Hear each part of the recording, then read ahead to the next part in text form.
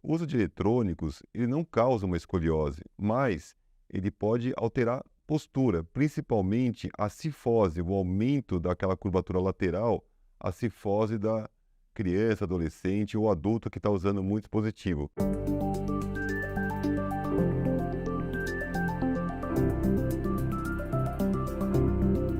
A escoliose, ela pode afetar a vida diária das pessoas dependendo do grau da escoliose. Quanto maior o grau, ela vai afetar principalmente na autoestima, pelo tronco desbalanceado, rotação da caixa torácica, a giba costal, que é aquela corcunda, e isso acaba afetando bastante. A escoliose afeta principalmente adolescentes, crianças, isso acaba interferindo bastante na autoestima.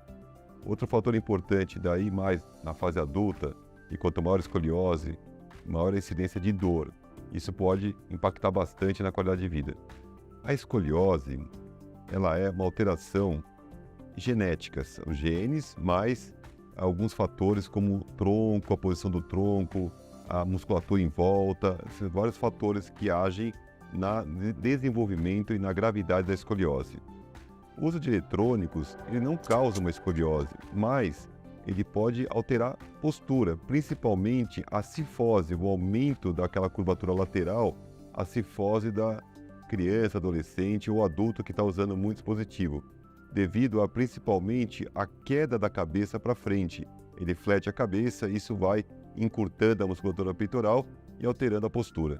Alterações posturais, principalmente uma ergonomia ruim no trabalho ou em casa, ela não causa escoliose. A escoliose verdadeira, que a gente conhece que tem uma influência genética, essa não é causada e não é desenvolvida por má postura.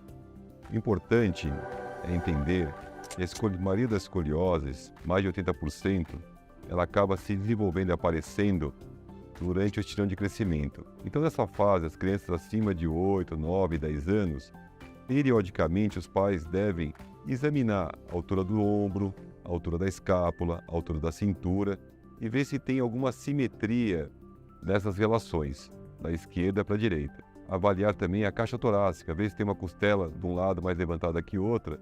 Esses são sinais de alerta e, na presença de algum desse sinal, procurar um especialista para avaliar melhor e, na necessidade, fazer uma radiografia que estabelece o diagnóstico da escoliose.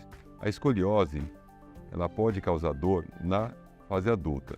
Na criança e na adolescência, a escoliose não causa dor. Crianças com dor na coluna e alguma deformidade sempre deve ser investigada um pouco mais a fundo, com exames não somente radiografias, mas até uma ressonância. Como a coluna da criança é muito flexível, uma irritação de um nervo, um tumor, uma infecção pode causar uma contratura muscular e com isso desenvolver uma escoliose, mas não uma escoliose verdadeira, uma escoliose que a gente chama antálgica por dor.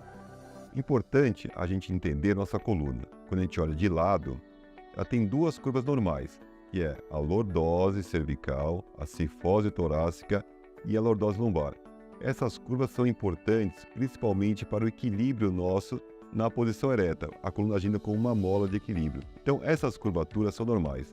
A escoliose já é um desvio na coluna quando a gente olha de frente, para o lado esquerdo ou para o lado direito. E mais ainda, a escoliose é um desvio tridimensional do tronco, por isso que forma aquela giba, a corcunda atrás. Então a gente consegue diferenciar pelo exame clínico o que é a escoliose olhando de frente e o que é a cifose e a lordose, que são normais olhando a pessoa de perfil. O tratamento da escoliose é dividido, basicamente, em 3 grupos e é através da radiografia que a gente divide os grupos. Acima de 10 graus é escoliose. Entre 20 e 40 graus é importante o uso do colete. O colete evita uma cirurgia de segura deformidade. E curvas mais graves, acima de 40, alguns casos acima de 50 graus, esses casos são cirúrgicos e deve-se realizar a correção dessa deformidade. Por quê? Não apenas pela deformidade estética, mas também porque a gente sabe que curvas acima de 50 graus, elas têm uma tendência a evoluir na fase adulta, e também curvas acima de 70 graus, elas começam a comprimir o pulmão, diminuindo a capacidade respiratória desse indivíduo. Em relação aos exercícios físicos, é importante a gente entender que em volta da coluna tem várias camadas musculares. E essa musculatura, quando a gente faz a atividade física, a gente protege a coluna. Na escoliose, é como se fosse um prédio. Imagina um prédio entortando. Como a gente vai evitar que esse prédio entorte mais? A gente vai dando vigas de sustentação. O que é isso na coluna? É musculatura. O exercício físico vai ajudar, em alguns casos, a progredir menos. E qual atividade física que trabalha a musculatura? Exercício de fortalecimento muscular de uma forma geral. Aquele que tenha uma boa orientação de um profissional habilitado e uma frequência pelo menos de 2 a 3 vezes por semana.